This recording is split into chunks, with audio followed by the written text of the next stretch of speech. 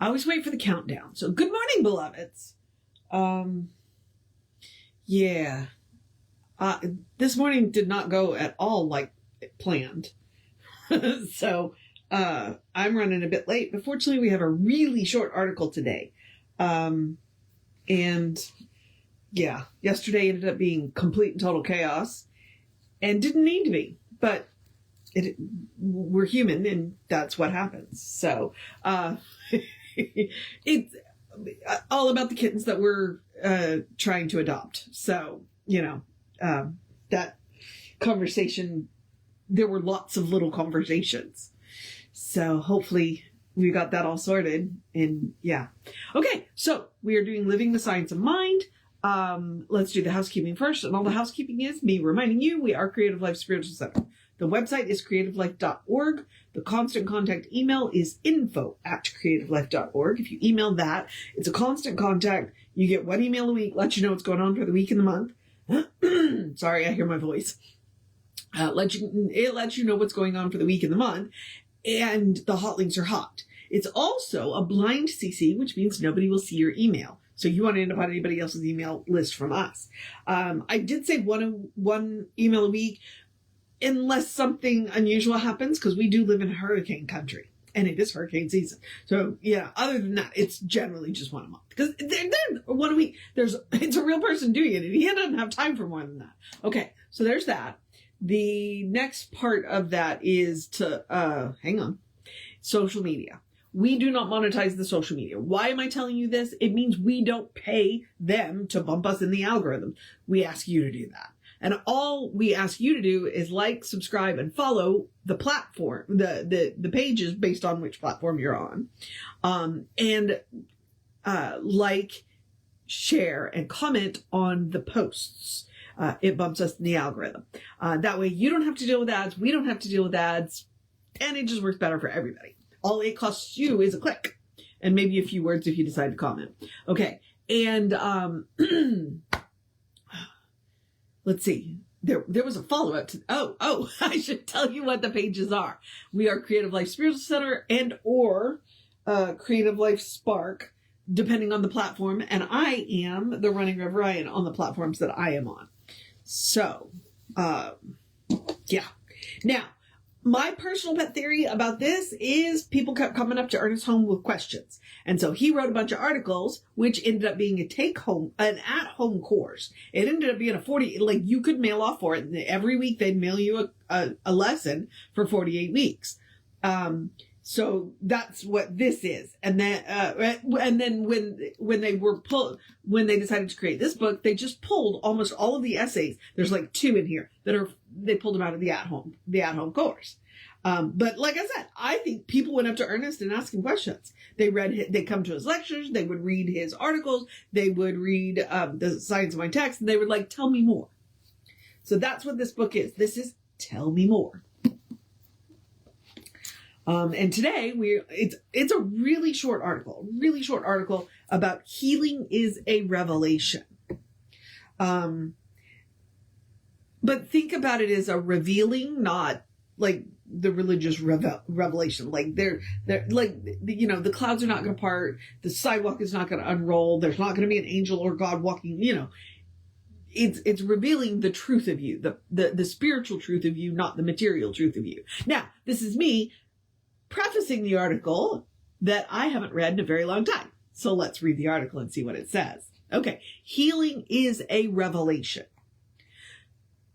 The practitioner should know that at the center of every person's being, there is an absolutely perfect life, a complete wholeness, and a deathless principle. The work of the practitioner is to mentally uncover this ever-present reality, this changeless and eternal perfection. In the uncovering process, the practitioner may use many forms of thought. Their thought may take the form of reasoning, logic, argument, affirmation, denial, or realization. The form of the mental procedure is not important. Okay, so denial is one of those things. Emma Curtis Hopkins is past master at denial. When people would come to her and tell them tell her their story, whatever was going on in their life. She was sitting in the back of her mind. She was saying, you are not that, you are not that, you are not that. So whatever problem they were declaring to her, she was declaring that that's not what they were. That may be the problem that they were experiencing, but it's not what they were. That's how powerful denials can be. I love denials. Not a lot of people do, but I love denials because I love to say, you are not this experience that you are having. You know, like, I am experiencing, here, this is the language. I am experiencing a couple of autoimmunes. I am not those autoimmunes. The spiritual truth of me is I'm perfect, whole, and healthy. The experience I'm having is different. You know? So the goal is to get from the experience that I'm having to the spiritual truth. Okay? And that's what he's saying here. The all-important factor is whether or not the form which they use causes their own mind to believe, to understand, and to accept the perfect and spiritual nature of their patient. So, if you don't like denials, don't use denials. If you like arguments, use arguments. Pick the form that works for you. That's the important thing. Okay? Suppose we were told that a beautiful diamond ring lay at the bottom of a trunk filled with rubbish, and that it was to be ours when we should succeed in uncovering it. Should we care very much what method we use to remove the rubbish? The main thing would be to find the diamond. We should feel justified in using any method which enables us to do this. This is equally true in spiritual mind healing. We must uncover the perfect person. We must remove every obstruction of thought which denies the presence. Okay? And that's with capital, the presence. Okay? Spiritual mind healing is a revelation, even though we go through a process to arrive at it. Each one must work out their own method and pursue their own logic. If their method and logic lead them to the right conclusion, they will be rewarded by an affirmative answer. So in other words, don't get caught up in the minutia. You know, use the system that works for you. Always, always, always use the system that works for you best. And I think that's one of the reasons why we teach so many different methods.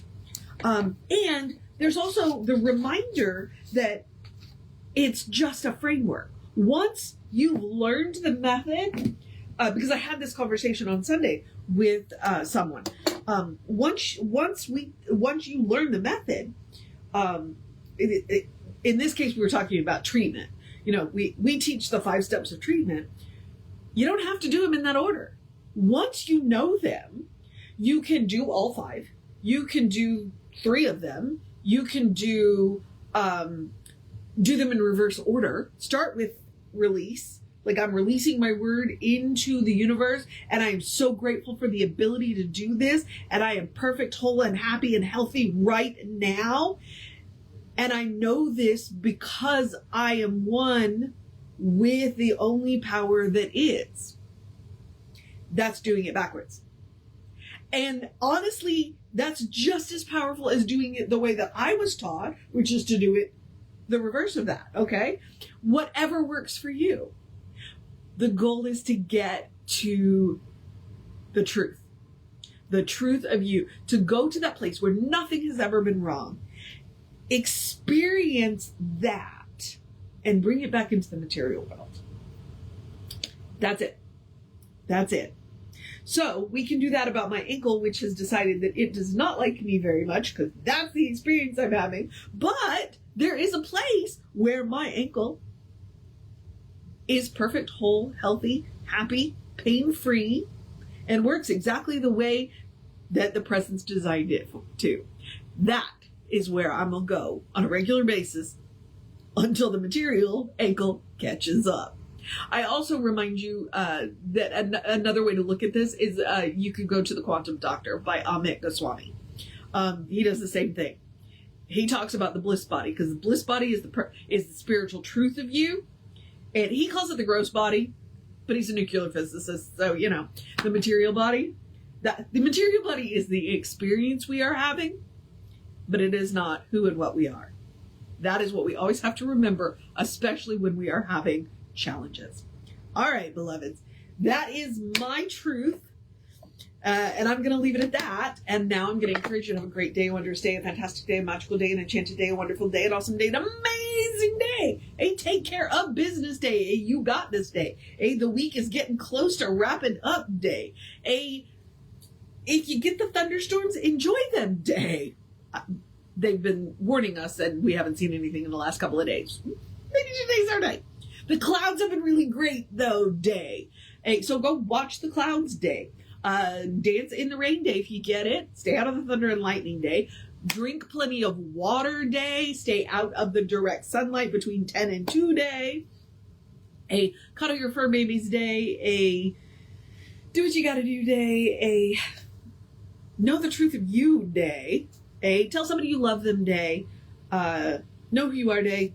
Good day. And if that is too much pressure, because it is occasionally, and I know that. I do know that. Simply have a day. You are enough, just as you are. You are a beloved expression of the divine. You are spirit in motion, God in action. A beautiful masterpiece and work in progress at the same time at your own pace. A brilliant light and a divine spark. And as Reverend Jesse likes to call us, you are a godling. All right? Explore the truth of your being. Get to know who the divine knows you to be. That's what healing is. Getting to know who the divine knows you to be. Not who you've been told you are, but who the divine knows you to be. And the divine knows you to be good, because it's all the divine knows. And from there, anything's possible. Anything at all is possible. All right, beloveds. I'm super excited today. So take care of yourself. Know that you are loved. Oh, wait, hang on. Reverend David will be on around 5 p.m. with you. I should be back with you around 9:15 tomorrow. Take care of yourself. Know that you are loved. And I will see you next time.